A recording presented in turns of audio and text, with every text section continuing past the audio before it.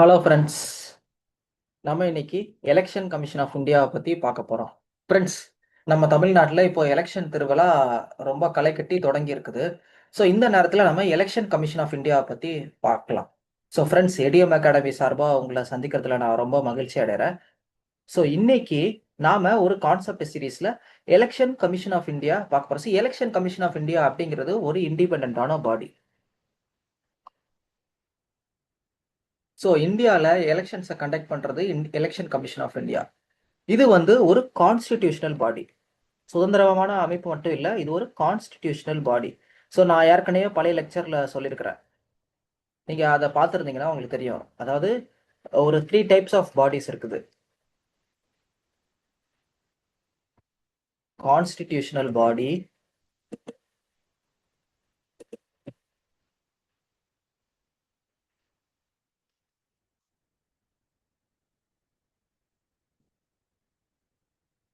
Statutory body and then executive body. So எந்தெந்த எந்தெந்த ஆர்கனைசேஷனோட பெயர் எல்லாமே கான்ஸ்டியூஷனில் டைரக்டாக மென்ஷன் பண்ணியிருக்கிறாங்களோ அதெல்லாம் constitutional bodies. So election commission of India வந்து ஒரு கான்ஸ்டியூஷனல் பாடி. அண்ட் இந்த எலெக்ஷன் கமிஷன் ஆஃப் இந்தியா லெக்சருக்குள்ள நம்ம போகிறதுக்கு முன்னாடி நம்ம கிராஷ் கோர்ஸை பற்றி சொல்லியே ஆகணும். ஸோ நம்ம ஏடிஎம் அகாடமியில் ஒரு கிராஷ் கோர்ஸ் கண்டக்ட் பண்ணுறோம். April 2, அதாவது நாளை மறுநாள் ஆரம்பிக்குது. ஸோ உங்களுக்கு வந்து இந்த கிராஷ் கோர்ஸில் நீங்கள் என்னென்ன இருக்குன்னா, பேப்பர் 1 இருக்கும். பேப்பர் 1க்கு ஆஃபர் பண்ணுறோம். பேப்பர் 2க்கும் இந்த கிராஷ் கோர்ஸ் நம்ம ஆஃபர் பண்ணுறோம். ஸோ இதோட டீட்டெயில்ஸை நான் இந்த வீடியோவோட எண்டில் நான் உங்களுக்கு சொல்கிறேன். வீடியோவை ஸ்கிப் பண்ணாமல் பாருங்கள். Okay. Part 15 of the Indian கான்ஸ்டியூஷன்ல எலெக்ஷன்ஸை பற்றி கொடுத்துருக்குறாங்க. ஓகேவா? இந்த பகுதியில் தான் வந்து எலெக்ஷன் கமிஷன் ஆஃப் இந்தியா பற்றி ஆர்டிகல்ஸ் இருக்கு. So first article 324. ஆர்டிகல் 324 என்ன சொல்லுதுன்னா, the superintendence direction and control of the preparation of the electoral rolls for and the conduct of all elections to the parliament and to the legislature of every state and of elections to the office of president and vice president held under this constitution shall be vested in a commission referred as a election commission. Simple. என்ன சொல்றாங்கன்னா, the superintendents கண்காணித்தல். சூப்பரிண்டென்ட்ஸ்னா கண்காணித்தல், கண்காணிக்கிறாங்க.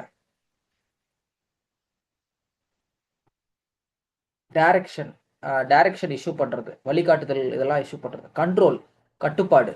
So எதை கண்காணிக்கிறாங்க, எதை direct பண்ணுறாங்க, எதை control பண்ணுறாங்க அப்படின்னா, preparation of the electoral rolls. Electoral ரோல்ஸ்னா வாக்காளர் பட்டியல். வாக்காளர் பட்டியல் தயாரிக்கிறத என்ன பண்ணுறாங்க, சூப்பரிண்டெண்டன்ஸ் கண்காணிக்கிறாங்க, டைரக்ட் பண்ணுறாங்க, கண்ட்ரோல் பண்ணுறாங்க. And the conduct of all elections. கண்டக்ட்னா நடத்துகிறாங்க. ஆல் எலெக்ஷன்ஸ், எல்லா எலெக்ஷன்ஸையும் நடத்துறாங்க. எந்தெந்த எலெக்ஷன்ஸ்? டு த பார்லிமெண்ட், நாடாளுமன்றம், to the legislature of every state. இப்போ நம்ம தமிழ்நாடு சட்டசபை இருக்குல்ல, அதுக்கு எலெக்ஷன் நடக்க போதில்ல, நம்ம தமிழ்நாடு லெஜிஸ்லேச்சருக்கு எலெக்ஷன் நடக்க போதில்ல. ஸோ அதுவும். And elections to the office of president and vice president held under this constitution shall be vested. Just a minute. shall be vested in a commission referred to in this constitution as the election commission. அதாவது என்ன சொல்றாங்க, ஒரு தேர்தலை கண்காணிக்கிறது, தேர்தலில் வழிகாட்டுதல் பிறப்பிக்கிறது, தேர்தலை கட்டுப்படுத்துறது, வாக்காளர் பட்டியலை தயாரிக்கிறது, தேர்தல்களை நடத்துறது, இந்த மாதிரி தேர்தல் சம்பந்தப்பட்ட எல்லா பொறுப்பையும் யார்கிட்ட கொடுக்குறாங்க, எலெக்ஷன் கமிஷன் அப்படின்னு ஒரு கமிஷன் கிட்ட கொடுக்குறாங்க. சரி, இந்த எலெக்ஷன் கமிஷன் எந்தெந்த தேர்தல்கள் எல்லாம் நடத்தும் அப்படின்னா, பார்லிமெண்ட் நாடாளுமன்ற தேர்தல், லெஜிஸ்லேச்சர் மாநில சட்டமன்ற தேர்தல், அண்ட் பிரசிடென்ட் ஜனாதிபதி தேர்தல், வைஸ் பிரசிடென்ட் துணை ஜனாதிபதி தேர்தல். ஓகே. இப்போ ஆர்டிகல் 324 கிளாஸ் 2.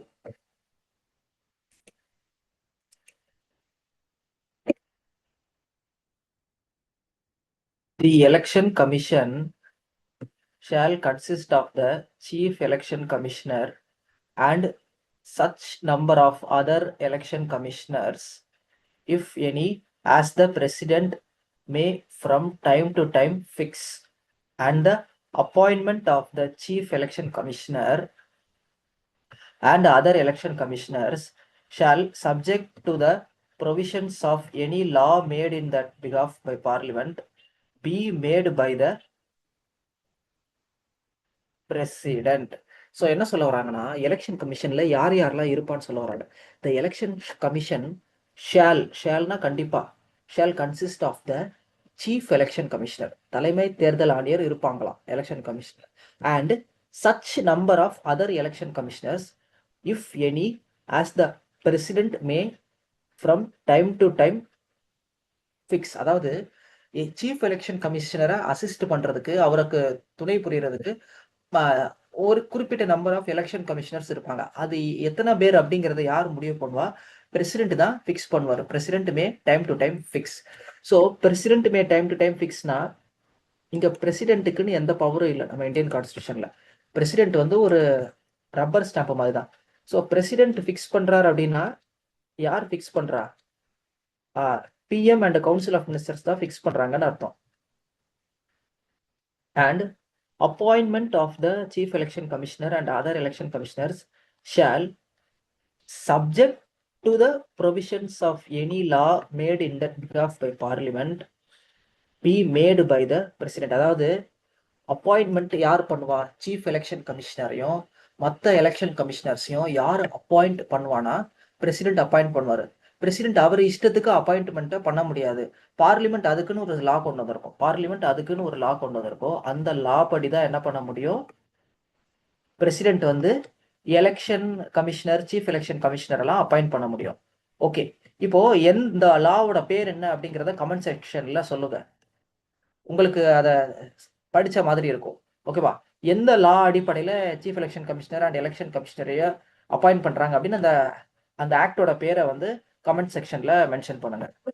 இப்போ உங்களுக்கு புரிஞ்சுதா? Article 324 clause 1 clause 2. கிளாஸ் 1ல என்ன சொல்றாங்க? எலெக்ஷன் கமிஷன் தான் தேர்தல்களை நடத்துது, வாக்காளர் பட்டியலை தயார் பண்ணுது. எந்தெந்த தேர்தல்களை நடத்துது? Parliament election, legislature of every state, ஒவ்வொரு ஸ்டேட்டுக்கும் இருக்கிற சட்டமன்ற election, and elections to the office of president and vice president. Okay, இப்போ அடுத்ததுக்கு போகலாம்.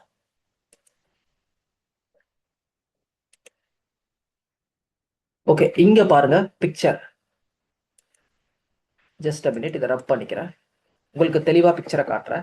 ஸோ ஆர்டிகல் 324 கிளாஸ் 1 and 2க்கு நம்ம ஒரு பிக்சரை அட்டாச் பண்றோம். ஸோ நம்ம இடையம் அகாடமியோட ஸ்பெஷாலிட்டி தான். ஸோ உங்களுக்கு கான்செப்ஷுவல் கிளாரிட்டிக்கு தான் நாங்கள் ரொம்ப முக்கியத்துவம் கொடுப்போம். ஸோ இந்த மாதிரி பிக்சர்ஸ் கொடுக்கும்போது உங்களுடைய பிரெயினில் வந்து இந்த இன்ஃபர்மேஷன் ஈஸியாக வந்து ஸ்டோர் ஆகும்.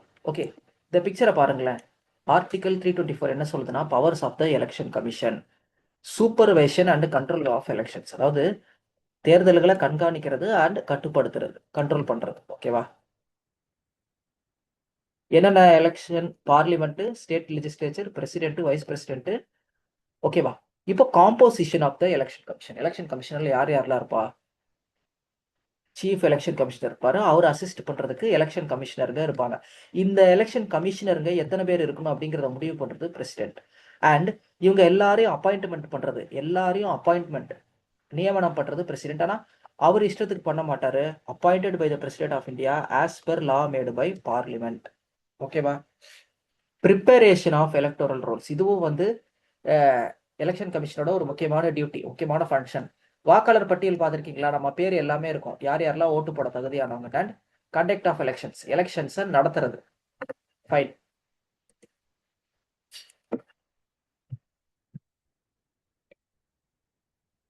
ஓகே, இப்போ ஆர்டிகல் 324 கிளாஸ் 3 கிளாஸ் 4 பார்க்கலாம்.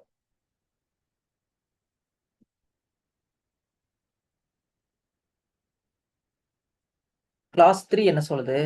when any other election commissioner is so appointed, the chief election commissioner shall act as the chairman of the election commission. so என்ன சொல்ல வராங்கன்னா, சீஃப் எலெக்ஷன் கமிஷனர் இருக்கிறாரு, தலைமை தேர்தல் ஆணையர் இருக்கிறார் எலெக்ஷன் கமிஷன் ஆஃப் இந்தியால. இசிஐன்னு நான் போடுறேன். எலெக்ஷன் கமிஷன் ஆஃப் இந்தியால தலைமை தேர்தல் ஆணையர் இருக்கிறார்.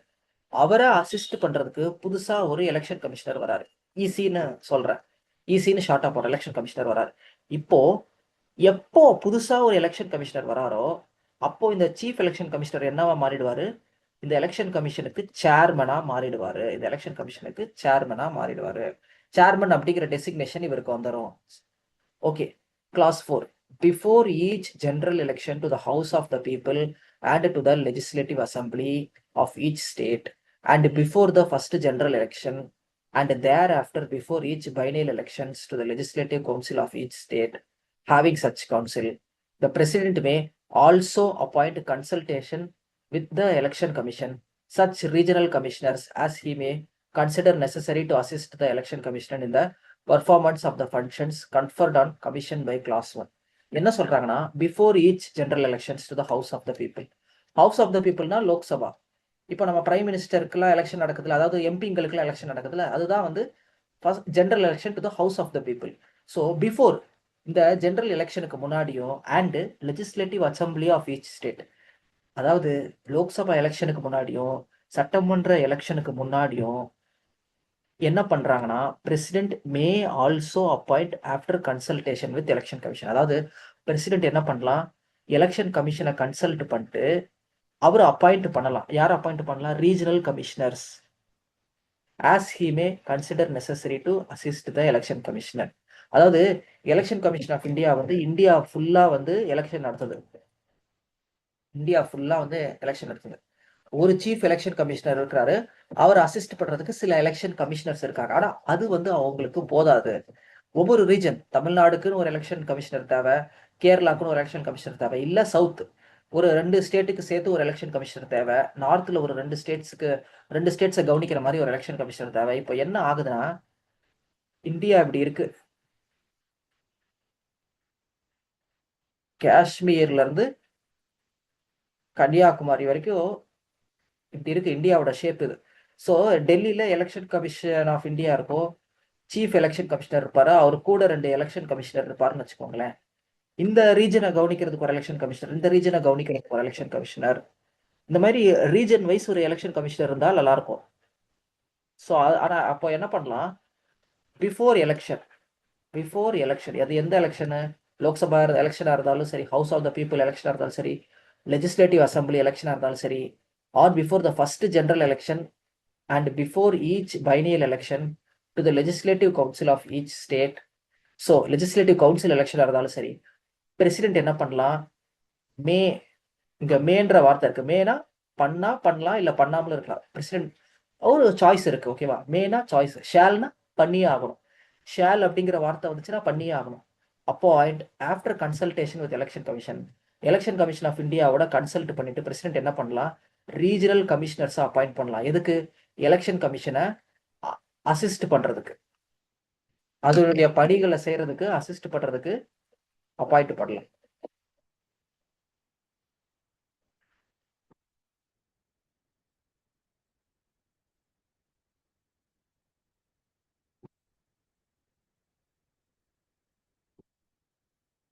Powers of the election commission, clauses 3 and 4. Okay. Before each general or biennial election, after consultation with the election commission to assist in the conduct of elections, president என்ன பண்றாரு, regional election commissioners appoint பண்றாரு. இந்த regional election கமிஷனர்ஸ்லாம் யார் appoint பண்றா, appointed by president. ஓகேவா? இப்போ election கமிஷன்ல chief election commissioner இருக்கிறாரு, பக்கத்துல ஒரு எலெக்ஷன் கமிஷனர் வந்து ஜாயின் பண்ணிட்டார் அப்படின்னா உடனே சீஃப் எலெக்ஷன் கமிஷனர் என்னவா மாறிடுவாரு, சேர்மனா மாறிடுவாரு.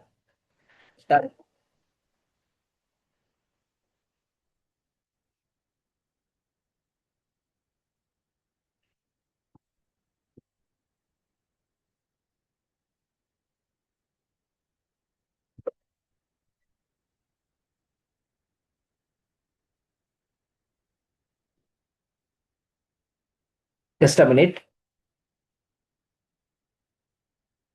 ஓகே, இதை எரேஸ் பண்ணிடுறேன்.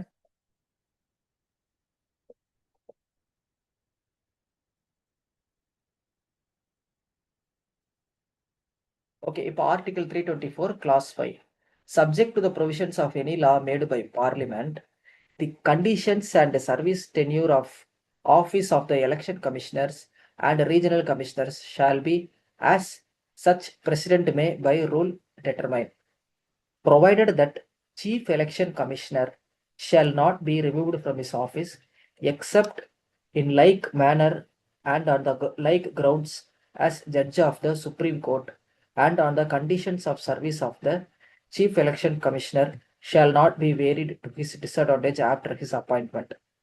Provided further that any other election commissioner or a regional commissioner shall not be removed from office except on the recommendation of the Chief Election Commissioner. So இதுல ரிமூவலை பத்தி சொல்றாங்க. இதுக்கு முன்னாடி நம்ம என்ன பார்த்தோம்? அப்பாயின்மெண்ட் யார் பண்ணுவா? பிரசிடென்ட் பண்ணுவா. இப்போ ரிமூவல். ஸோ ஃபர்ஸ்ட் இந்த ஆர்டிகல் 324 கிளாஸ் 5ல என்ன சொல்றாங்கன்னா, subject to the provision of any law made by parliament. அதாவது பார்லிமெண்ட்டுடைய லாக்கு உட்பட்டு என்ன பண்ணலாம்? கண்டிஷன்ஸ் ஆஃப் சர்வீஸ், அப்புறம் டென்யூர் ஆஃப் ஆஃபீஸ், இதெல்லாம் வந்து பிரசிடென்ட் வந்து ஒரு ரூல் கொண்டு வந்து என்ன பண்ணலாம்? டிட்டர்மைன் பண்ணலாம், முடிவு பண்ணலாம். ஓகேவா? பார்லிமெண்ட் வந்து ஒரு லா கொண்டு வந்திருக்குது. அந்த லாக்கு கட்டுப்பட்டு அந்த லாவுடைய ரூல்ஸை மீறாம என்ன பண்ணலாம்? பிரசிடென்ட் வந்து ரூல்ஸ் கொண்டு வரலாம். எதுக்கு? கண்டிஷன்ஸ் ஆஃப் சர்வீஸ் முடிவு பண்றதுக்கு. எலெக்ஷன் கமிஷனரு, ரீஜனல் கமிஷனரு, இவங்களுடைய கண்டிஷன்ஸ் ஆஃப் சர்வீஸ். என்ன கண்டிஷன்ஸ் ஆஃப் சர்வீஸ்னா என்ன? எத்தனை நாள் லீவ் எடுக்கலாம், எத்தனை நாள்ல அவங்க வேலை செய்யணும், எங்கெங்கெல்லாம் வேலை செய்யணும், அப்புறம் டென்யூர் ஆஃப் ஆஃபீஸ்னா அவங்களுடைய பதவி காலம் எவ்வளவு, இதெல்லாம் யார் முடிவு பண்ணலாம்? பிரசிடென்ட் வந்து ஒரு ரூல் கொண்டு வந்து முடிவு பண்ணலாம். அந்த ரூல்ஸ் எதுக்கு கட்டுப்பட்டு இருக்கணும்? பார்லிமெண்ட் கொண்டு வந்த லாக்கு கட்டுப்பட்டு இருக்கணும். ஓகேவா? Provided that the chief election commissioner shall not be removed from his office except in like manner and on the grounds as a judge of supreme court. இப்போ என்ன சொல்ல வராங்கன்னா, சீஃப் எலெக்ஷன் கமிஷனர் இருக்காருல்ல, சிஇசின்னு நான் எழுதுறேன். இப்போ இவரை ரிமூவ் பண்ணணும்னா நம்ம என்ன ப்ராசஸ் ஃபாலோ பண்ணணும்னா, ஒரு சுப்ரீம் கோர்ட் ஜட்ஜை எப்படி ரிமூவ் பண்ணோமோ அதே ப்ராசஸ் தான் ஃபாலோ பண்ணோம். அதே கிரவுண்ட்ஸ் தான். கிரவுண்ட்ஸ்னா காரணங்கள். இப்போ சுப்ரீம் கோர்ட் ஜட்ஜை ஏதோ ஒரு காரணத்துக்காகலாம் நம்ம ரிமூவ் பண்ண முடியாது. சுப்ரீம் கோர்ட் ஜட்ஜை ரிமூவ் பண்ணணும்னா அந்த குறிப்பிட்ட காரணத்தை கான்ஸ்டியூஷன்ல தெளிவா கொடுத்துருப்பாங்க. ஸோ அது என்ன ரீசன்க்காக நம்ம சுப்ரீம் கோர்ட் ஜட்ஜை ரிமூவ் பண்ணலாம்னு நீங்க வந்து என்ன பண்ணுங்க, பார்த்துட்டு கமெண்ட் செக்ஷன்ல சொல்லுங்க. ஓகேவா? அதே காரணம், அதே ப்ரொசீஜர் வச்சுதான் நம்ம சீஃப் எலெக்ஷன் கமிஷனரை ரிமூவ் பண்ண முடியும். ஓகேவா? இதுதான் வந்து சொல்றாங்க. And the conditions of service of the chief election commissioner shall not be varied to his disadvantage after his appointment. அதாவது ஒன்ஸ் நீங்க சீஃப் எலெக்ஷன் கமிஷனரை அப்பாயிண்ட் பண்ணிட்டீங்கன்னா அதுக்கப்புறமா அவருடைய கண்டிஷன்ஸ் ஆஃப் சர்வீஸை அவருக்கு டிஸ்அட்வான்டேஜா மாற்ற முடியாது. ஃபார் எக்ஸாம்பிள், நான் வந்து சீஃப் எலெக்ஷன் கமிஷனரா அப்பாயிண்ட் ஆயிட்டேன். என்னுடைய வேலை வந்து நான் வந்து நேர்மையா வேலை செய்யறதால கவர்மெண்ட்டுக்கு பிடிக்கல. ஸோ அவங்க என்ன பண்ண முடியாது? என்னுடைய கண்டிஷன்ஸ் ஆஃப் சர்வீஸை என்னுடைய டிஸ்அட்வான்டேஜுக்கு ஏற்ற மாதிரி மாற்ற முடியாது, லீவை குறைக்க முடியாது. ஒன்ஸ் அப்பாயிண்ட் ஆயிட்டேன்னா அட்வான்டேஜ் கொடுக்கலாமே தவிர டிஸ்அட்வான்டேஜா பண்ண முடியாது.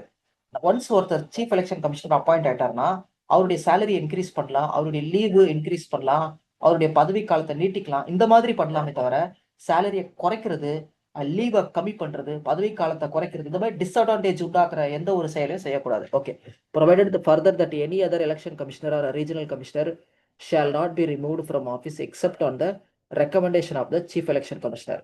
இப்போ சீஃப் எலெக்ஷன் கமிஷனரை ரிமூவ் பண்ணணும்னா நம்ம என்ன பார்த்தோம்னா, சுப்ரீம் கோர்ட் ஜட்ஜை எப்படி ரிமூவ் பண்ணணுமோ அப்படிதான் ரிமூவ் பண்ணணும்னு பார்த்தோம். ஆனா மத்த எலெக்ஷன் கமிஷனர் அண்ட் ரீஜனல் கமிஷனர்ஸை நம்ம எப்படி ரிமூவ் பண்ணலாம்னா, யாருக்கு அதிகாரம் இருக்குன்னா சீஃப் எலெக்ஷன் கமிஷனருக்கு தான் அதிகாரம் இருக்கு. சீஃப் எலெக்ஷன் கமிஷனர் ரெக்கமெண்ட் பண்ணா என்ன பண்ணலாம்? சீஃப் எலெக்ஷன் கமிஷனர் ரெக்கமெண்ட் பண்ணாருன்னா எலெக்ஷன் கமிஷனர் ரிமூவ் ஆயிடுவாரு, ரீஜனல் கமிஷனர்ஸ்லாம் ரிமூவ் ஆயிடுவாங்க. ஸோ இந்த ப்ராசஸை பார்த்து வச்சுக்கோங்க. 6. The president or the governor of a state shall, when so requested by the election commission, make available to the election commission or to a regional commissioner such staff as may be necessary for the discharge of the functions conferred on the election commission by clause 1. இப்போ என்ன சொல்ல வராங்கன்னா, election கமிஷனை நீங்க உற்று பார்த்தீங்கன்னா election கமிஷனுக்கு நிறைய staff இருக்க மாட்டாங்க. தமிழ்நாடு சட்டமன்ற எலெக்ஷனா இருந்தாலும் சரி, லோக்சபா எலெக்ஷனா இருந்தாலும் சரி, கவர்மெண்ட் ஸ்டாஃப் தான் வந்து மோஸ்ட்லி எலெக்ஷனை கண்டக்ட் பண்ணுவாங்க. எலெக்ஷன் கமிஷன் ஆஃப் இந்தியான்னு ஒரு அமைப்பு இருக்கு. அந்த அமைப்புல சீஃப் எலெக்ஷன் கமிஷனர் இருக்கிறாரு, ரீஜனல் எலெக்ஷன் கமிஷனர்ஸ் இருக்கிறாங்க, ரீஜனல் கமிஷனர்ஸ் இருக்கிறாங்க. இவங்க எல்லாருமே இருந்தாலும் ஸ்டாஃப் வந்து பத்தாது. இந்தியா எவ்வளவு பெரிய நாடு, ஒவ்வொரு மாநிலமுமே ரொம்ப பெருசு. ஸோ அந்த இந்தியா பிரசிடென்டா இருந்தாலும் சரி, ஒரு ஸ்டேட்டுடைய கவர்னரா இருந்தாலும் சரி, எலெக்ஷன் கமிஷன் ரெக்வஸ்ட் பண்ணிச்சு, ஒரு கோரிக்கை விடுத்துச்சுன்னா எலெக்ஷன் கமிஷனுக்கு ஸ்டாஃபை வந்து ரெடி பண்ணி கொடுக்கணும். இதுதான் வந்து ஆர்டிகல் 324 கிளாஸ் 6 சொல்லுது. The president or governor of a state ஷால்னா பண்ணி தான் ஆகணும். when so requested by the election commission, make available to the election commission or to a regional commissioner such staff as may be necessary for the discharge of the functions conferred on the election commission by class 1. இப்போ புரிஞ்சிருக்கும்னு நினைக்கிறேன் உங்களுக்கு. நம்ம picture ஒன்று பார்த்துடலாம், உங்களுக்கு இன்னும் தெளிவா புரிஞ்சிடும். இந்த ஸ்லைடை ரப் பண்ணிட்டு நான் அடுத்து உங்களுக்கு ஒரு நல்ல ஸ்லைடு பிக்சரோட காட்டுறேன்.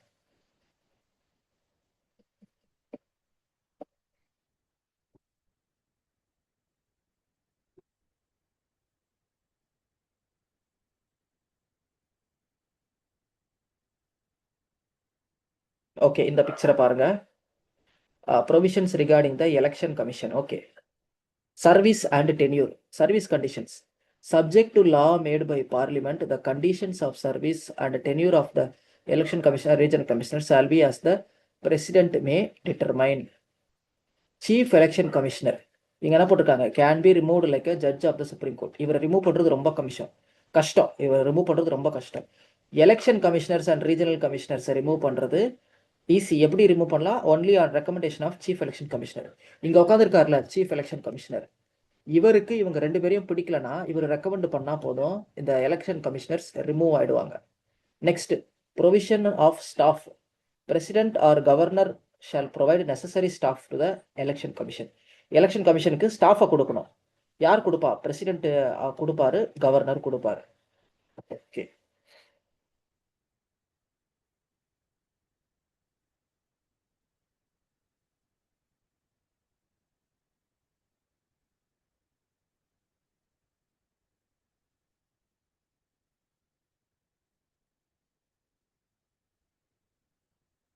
ஓகே, ரிவிஷன் பண்ணலாம். இந்த பிக்சர் வந்து ஒரு சின்ன ரிவிஷன் பிக்சர். வாங்க நம்ம ஒரு ரிவிஷன் பண்ணலாம். Articles 324 class 3 to 324 clause 6. 324(3) என்ன சொல்லுது? சீஃப் எலெக்ஷன் கமிஷனர் சேர்மனா மாறிடுவார். எப்போ? அதர் எலெக்ஷன் கமிஷனர்ஸ் அப்பாயிண்ட் ஆயிட்டாங்கனாலே chief election commissioner election commission of இந்தியாவுக்கு சேர்மனா மாறிடுவார். Article 324 clause 4, president appoints regional commissioners before elections. Elections ஆரம்பிக்கிறதுக்கு முன்னாடி பிரசிடென்ட் என்ன பண்ணலாம்? தேவைப்பட்டால் ரீஜனல் கமிஷனர்ஸ் அப்பாயிண்ட் பண்ணலாம் in consultation with election commission. Election கமிஷனோட கன்சல்ட் பண்ணிட்டு. Article 324 clause 5, service and tenure conditions. Chief election commissioner CEC எப்படி ரிமூவ் பண்ண முடியும்? ஒரு சுப்ரீம் கோர்ட் ஜட்ஜை ரிமூவ் பண்ற மாதிரி தான் ரிமூவ் பண்ண முடியும். அவருடைய சர்வீஸ் கண்டிஷனை நம்ம டிஸ்அட்வான்டேஜா மாற்ற முடியாது. அதனாலதான் no change in service conditions, service terms சொல்லியிருக்காங்க. அதர் எலெக்ஷன் கமிஷனர்ஸ் எப்படி ரிமூவ் பண்றாங்க? Removed on chief election commissioners recommendation. Article 324 clause 6, பிரசிடென்ட்டும் கவர்னரும் ஸ்டாஃப் ப்ரொவைட் பண்றாங்க on request of election commission for conduct of elections. இப்போ தமிழ்நாடு கவர்மெண்ட் ஸ்டாஃப்லாம் இருக்காங்களே, Tamil Nadu government ஸ்டாஃப்லாம் வந்து election டியூட்டில இருப்பாங்க. இப்போ எலெக்ஷன் கமிஷன் என்ன பண்ணியிருக்கோம்? தமிழ்நாடு கவர்னர் கிட்ட ஒரு ரெக்வஸ்ட்டை கொடுத்துருக்கோம். கவர்னர் என்ன பண்றாரு? ஸ்டாஃபை ப்ரொவைட் பண்றாரு எலெக்ஷன் டியூட்டிக்கு. ஸோ இதுதான் வந்து ஒரு சிம்பிளான எக்ஸ்பிளனேஷன்.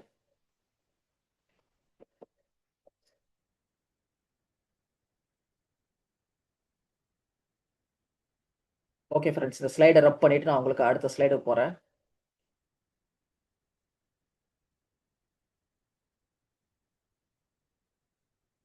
ஓகே ஃப்ரெண்ட்ஸ், இப்போ ஆர்டிகல் 325 பார்க்கலாம். அதுக்கு முன்னாடி ஜஸ்ட் இந்த லைன்ஸை ரப் பண்ணிக்கிறேன். Okay, article 325, no person to be ineligible for inclusion. டைட்டில்லே பாருங்க, இந்த no person to be ineligible for inclusion or claim to be included in a special electoral roll on grounds of religion, race, caste or sex. ஓகேவா? அதாவது என்ன சொல்ல வராங்கன்னா, there shall be one general electoral roll for every territorial constituency. ஓகேவா? ஒரே ஒரு வாக்காளர் பட்டியல் தான் இருக்கும் ஒரு தொகுதிக்கு. ஒரு தொகுதி, ஒரு டெரிட்டோரியல் கான்ஸ்டிடியூவன்சி. தொகுதியை வந்து கான்ஸ்டிடியூவன்சின்னு சொல்லுவாங்க. இப்போ நம்ம தமிழ்நாடு சட்டமன்ற தேர்தல் நடக்குது. இப்போ நான் இருக்கிற தொகுதி பேரு அம்பத்தூர். ஓகேவா? சென்னையில இருக்கிற தொகுதி. திருவள்ளூர் கீழே வரும் தொகுதி அம்பத்தூர். இந்த ஒரு தொகுதி எடுத்துக்கிட்டோம்னா, இந்த ஒரு தொகுதிக்கு ஒரே ஒரு வாக்காளர் பட்டியல், ஒன் ஜெனரல் எலக்டோரல் ரோல் தான் இருக்கும். ஓகேவா? இப்போ இந்த வாக்காளர் பட்டியல்ல இருந்து வெறும் ரிலீஜன், ரேஸு, காஸ்ட், செக்ஸ், இந்த செக்ஸ்னா பாலினம், இந்த காரணங்களை மட்டும் வச்சு இந்த காரணங்களை வச்சு ஒரு நபரை வந்து இதுல இன்க்ளூட் பண்ணாம நம்ம டிஸ்கிரிமினேட் பண்ணக்கூடாது. இதுல நீ இந்த ரிலீஜனை சேர்ந்தவன், அதனால உனக்கு வந்து வாக்காளர் பட்டியல் உன் பேரை சேர்க்க மாட்டேன், நீ வந்து இந்த இனத்தை சேர்ந்தவன், நீ வந்து இந்த ஜாதியை சேர்ந்தவன், அதனால இந்த வாக்காளர் பட்டியலில் உன்னுடைய பேர் இடம்பெறாது அப்படின்னு நம்ம சொல்லக்கூடாது. அதை தான் சொல்றாங்க, no person to be ineligible for inclusion in electoral roll on grounds of religion, race, caste or sex. அதே மாதிரி ஒரு பர்சன் வந்து தனக்குன்னு ஒரு ஸ்பெஷல் எலக்டோரல் ரோல் கேட்கக்கூடாது, or claim to be included in a special electoral roll. இந்த மாதிரி நான் இந்த ரிலீஜனை சேர்ந்தவன், எனக்கு தனியா ஒரு வாக்காளர் பட்டியல் வேணும், இந்த நாங்களாம் இந்த ஜாதியை சேர்ந்தவங்க, எங்களுக்கு தனியா வாக்காளர் பட்டியல் வேணும், அப்படி அவங்க கேட்கவே கூடாது. இதுதான் இந்த ஆர்டிக்கல்ல சிம்பிளா சொல்லியிருக்கிறாங்க. There shall be one general electoral roll for every territorial constituency for election to either house of parliament or to the house of either house of the legislature of state and no person shall be ineligible. இன்னெலிஜிபிள்னா எந்த பர்சனையும் நம்ம தகுதி இல்லை அப்படின்னு சொல்லக்கூடாது. வாக்காளர் பட்டியலும் உடைய பேரை உள்ள சேர்க்கறது, இன்க்ளூஷன்னா உள்ள சேர்க்கறது. வாக்காளர் பட்டியலில் உன் பேரை உள்ள சேர்க்கறதுக்கு தகுதி இல்லைன்னு சொல்ல முடியாது. எதை வச்சு நம்ம தகுதி இல்லைன்னு சொல்ல முடியாதுன்னா, religion, race, caste, sex or any of them, இந்த காரணங்களை வச்சு தகுதி இல்லை அப்படின்னு நம்ம சொல்ல முடியாது. அதே மாதிரி claim to be included in any special electoral role. ஓகேவா, யாரும் இந்த கிளைம்லாம் பண்ண முடியாது, எனக்கு ஸ்பெஷல் வாக்காளர் பட்டியல் ஒன்று ஏற்படுத்தி கொடுங்க அப்படின்னு. ஸோ ஃப்ரெண்ட்ஸ், உங்களுக்கு இது புரிஞ்சிருக்கும்னு நினைக்கிறேன். ரொம்ப சிம்பிளானது தான். எதுக்கு இந்த ஆர்டிக்கிளை கொண்டு வந்தாங்கன்னா, இந்தியாவுக்கு சுதந்திரம் கிடைக்கிறதுக்கு முன்னாடி எல்லாருக்குமே ஓட்டு போடுற உரிமை கிடையாது, எல்லாருக்குமே ஓட்டு போடுற உரிமை கிடையாது. அதே மாதிரி இந்த எலக்டோரல் ரோல்லே நிறைய விஷயங்கள் இருந்துச்சு, நீங்க ஹிஸ்டரி படிச்ச நபர்களுக்கு தெரியும். ஸோ வந்து ஒரு தொகுதியை வந்து ஒரு குறிப்பிட்ட ரிலீஜனுக்கு ஒதுக்கிடுவாங்க. அந்த தொகுதியில குறிப்பிட்ட ரிலீஜனை சேர்ந்தவங்க தான் நிக்க முடியும். அந்த தொகுதியில ஓட்டு போடுறதும் அந்த குறிப்பிட்ட ரிலீஜனை சேர்ந்தவங்க தான் இருக்க முடியும். ஓகேவா, ஸோ இந்த மாதிரி இருந்துச்சு. இந்த மாதிரி பிராக்டிசஸ்லாம் நம்ம இந்தியா சுதந்திரம் வாங்குறதுக்கு முன்னாடி இருந்துச்சு. ஓகேவா, இந்த பிராக்டிஸ்க்கு பேர் என்னன்றதை நீங்க கமெண்ட் செக்ஷன்ல சொல்லுங்க. ஸோ இந்த மாதிரி இருந்ததால நம்ம கான்ஸ்டியூஷனை எழுதின நபர்கள் என்ன பண்ணாங்க, இந்த மாதிரிலாம் இருக்கக்கூடாது, ரிலீஜன், ரேஸு இதை வச்சுலாம் வந்து வாக்காளர் பட்டியல் இருக்கக்கூடாதுன்னு சொல்லி தான் என்ன பண்றாங்க, இந்த ப்ரொவிஷன்ஸ் எல்லாம் கொண்டு வராங்க. இந்த பிக்சரை பாருங்க.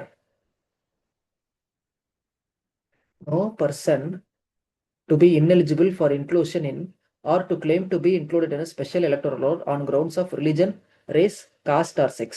ஓகேவா, எல்லாரும் பாருங்க, மக்கள் எல்லாரும் ஒன்னா நிக்கிறாங்க. எலக்டோரல் ரோல்ல வந்து எல்லாருக்கும் ஒரே பொதுவான எலக்டோரல் ரோல் தான். ஓகேவா, ஃபைன். இப்போ அடுத்த ஆர்டிகல்ஸை நான் உங்களுக்கு காட்டுறேன். 326, 327, 328, 329. ஸோ எல்லா ஆர்டிகல்ஸுமே நம்ம ரெடியாக வச்சுருக்கோம் உங்களுடைய எக்ஸாம் பாயிண்ட் ஆஃப் வியூவில். இதை வந்து எப்போ நீங்கள் கிராஷ் கோர்ஸில் சேரும்போது இந்த எல்லா ஆர்டிகல்ஸையும் நான் உங்களுக்கு நடத்திடுவேன். ஸோ 329 வரைக்கும் தான் வந்து நமக்கு ஆர்டிகல்ஸ் இருக்கு. 329 வரைக்கும் தான் நமக்கு ஆர்டிகல்ஸ் இருக்கு. ஸோ இதெல்லாம் முடிச்சுட்டா நமக்கு இந்த எலெக்ஷன் பார்ட் நமக்கு ஓவர் ஆயிடும். ஸோ இது வரைக்கும் நம்ம பார்த்ததுல கொஸ்டின்ஸ் அட்டன் பண்ணலாம். ஓகே, 324, 325 பார்த்துருக்கோம், அதில் நம்ம கொஸ்டின்ஸ் அட்டன் பண்ணலாம். With reference to Article 324 of the Constitution of India, consider the following statements. The Election Commission has control over elections to Parliament and, just a minute,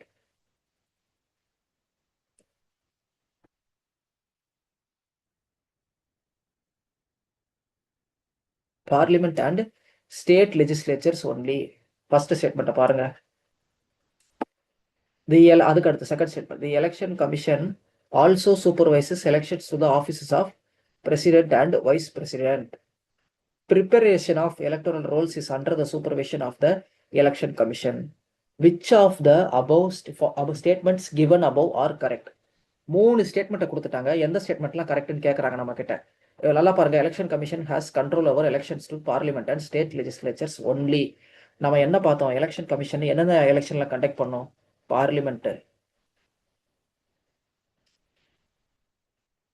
state legislature, president, vice president இதெல்லாம் conduct பண்ணும். ஆனா இங்க என்ன கொடுத்துருக்காங்க, parliament state legislature எலெக்ஷன்ல தான் election commissioner control இருக்கு அப்படின்னு சொல்லி ஒன்லின்னு கொடுத்துருக்காங்க. இந்த ஸ்டேட்மெண்ட் ராங். அப்போ ஒன்னு இருக்கிற எல்லா ஸ்டேட்மெண்ட்டையும் எலிமினேட் பண்ணுங்க. இந்த ஸ்டேட்மெண்ட் ராங்குன்னு நமக்கு தெரியுது. இங்க என்ன கேட்கறாங்க, கரெக்டான ஸ்டேட்மெண்ட்லாம் என்னன்னு கேட்கறாங்க. ஒன்னு இருக்கிற ஆப்ஷன்ல எலிமினேட் பண்ணுங்க. எஸ், ஏ எலிமினேட் ஆடும், சி எலிமினேட் ஆடும், டி எலிமினேட் ஆடும். ரிமைனிங் என்ன இருக்கு, பி தான் இருக்கு. B is the correct answer. So இந்த ரெண்டு ஸ்டேட்மெண்ட்டை நம்ம படிச்சு பார்த்தோமே தவிர இது கரெக்டாக தப்பாடலாம் நம்ம ஜட்ஜ் பண்ணல. பட் ஸ்டில் நம்ம கரெக்ட் ஆன்சருக்கு அரைவ் ஆயிட்டோம். ஸோ இதுதான் வந்து ஸ்டேட்மெண்ட் பேஸ்டு கொஸ்டின்ஸோட அட்வான்டேஜ். ஒரு ஸ்டேட்மெண்ட் ராங்குன்னு தெரிஞ்சாலே நம்ம என்ன பண்ணலாம், ஈஸியாக கரெக்ட் பண்ணிடலாம். Okay fine. Next question. Consider the following statements regarding the composition of the election commission. இதே மாதிரி ஸ்டேட்மெண்ட்ஸ் கொடுத்துட்டாங்க. The number of election commissioners is fixed by the constitution.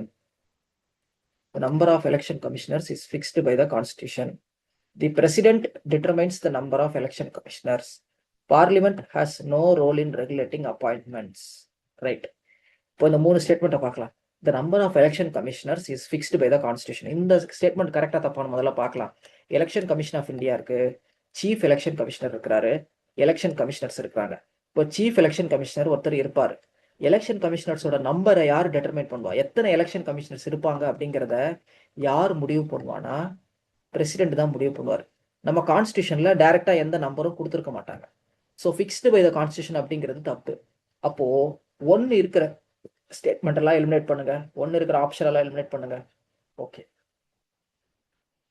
இப்போ ஸ்டேட்மெண்ட் நம்பர் 2 படிங்க. President determines the number of election commissioners. Yes, இது correct. President தான் வந்து எத்தனை election commissioners இருப்பாங்கிறத முடிவு பண்றாரு. 2 கரெக்ட். ஓகே, 2 ரெண்டு ஆப்ஷன்லயும் இருக்கு, ஏலயும் இருக்கு, சிலயும் இருக்கு. இப்போ 3 கரெக்டா இல்லையான்னு பார்க்கலாம். Parliament has no role in regulating appointments. பார்லிமெண்ட்டுக்கு அப்பாயின்மெண்ட் ரெகுலேட் பண்றதுல ரோலே இல்லைன்னு சொல்றாங்க. இது வந்து முற்றிலும் தவறானது. ஏன்னா பிரசிடென்ட் வந்து அப்பாயின்மெண்ட் பண்ணுவாரு, சீஃப் எலெக்ஷன் கமிஷனரையும் எலெக்ஷன் கமிஷனரையும் அப்பாயின்மெண்ட் பண்ணுவாரு. ஆனா எதை பேஸ் பண்ணி அப்பாயின்மெண்ட் பண்ணுவாரு, law made by parliament. So third statement wrong.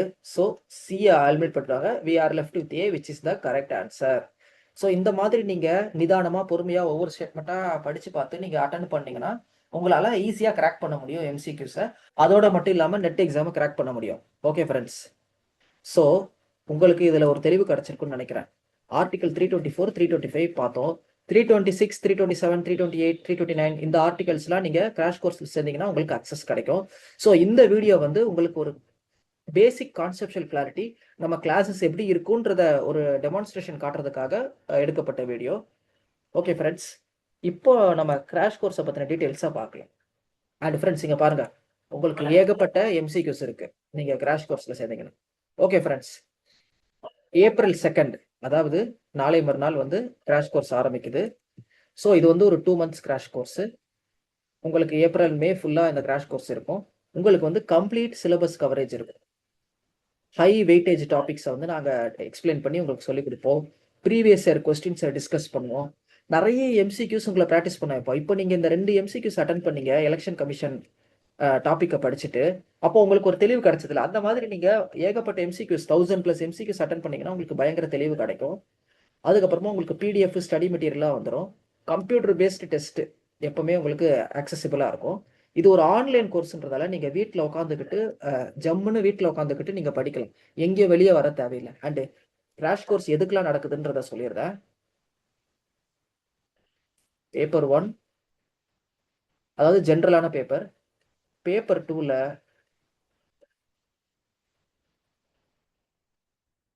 Law, management, political science இந்த மாதிரி பல சப்ஜெக்ட்ஸ்க்கு இருக்கு. நீங்க இந்த வீடியோட டிஸ்கிரிப்ஷன்ல போய் செக் பண்ணுங்க. அண்ட் நம்ம அகாடமியோட ஆப்பை டவுன்லோட் பண்ணுங்க. ஸோ நம்ம எடியோம் அகாடமி வந்து கன்சிஸ்டண்டா யூஜிசி நெட் எக்ஸாம்ல ரிசல்ட்ஸ் கொடுத்துட்டு இருக்கு.